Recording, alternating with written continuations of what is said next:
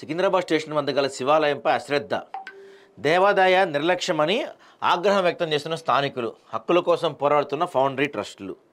ఇది నేను కూడా చూశాను. ఇక్కడ అసలు ఎవరు పట్టించుకోరు ఈ టెంపుల్ని తెలుసా. మహాశివరాత్రి సందర్భంగా రాజ్కరణ్ గంగా ప్రసాద ధర్మశాల సికింద్రాబాద్ రైల్వే స్టేషన్ దగ్గర శివాలయంలో ఆలయాన్ని శుభ్రం చేయకపోవడం చాలా బాధాకరం. ఎండోమెంట్ విభాగ ఆలయానికి కనీసం తాత్కాలిక లైటింగ్ లేదా పువ్వులు రంగులు కూడా వేయలేదు. కానీ ప్రతి నెల ఎండోమెంట్ విభాగం గుడి ఆస్తి కింద అద్దె వసూలు మాత్రం తూచా తప్పకుండా వసూలు చేస్తుంది.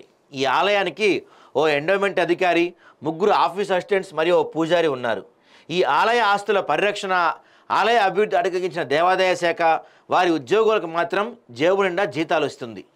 ఈ ఆలయానికి మెట్రో నుండి 10 కోట్లు వచ్చాయని ప్రచారం కూడా ఉంది. మరి అది నిజమా? ఒకవేళ నిజమైతే ఆ డబ్బును ఆలయ అభివృద్ధికి ఎలా ఉపయోగిస్తారు?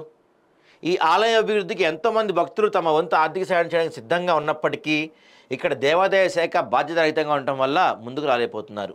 తక్షణమే ఇక్కడ అధికారులు స్వామివారికి శివరాత్రి సందర్భంగా ఏర్పాటు చేసిన ప్రత్యేక కార్యక్రమాలు ఏంటో వివరించాలి.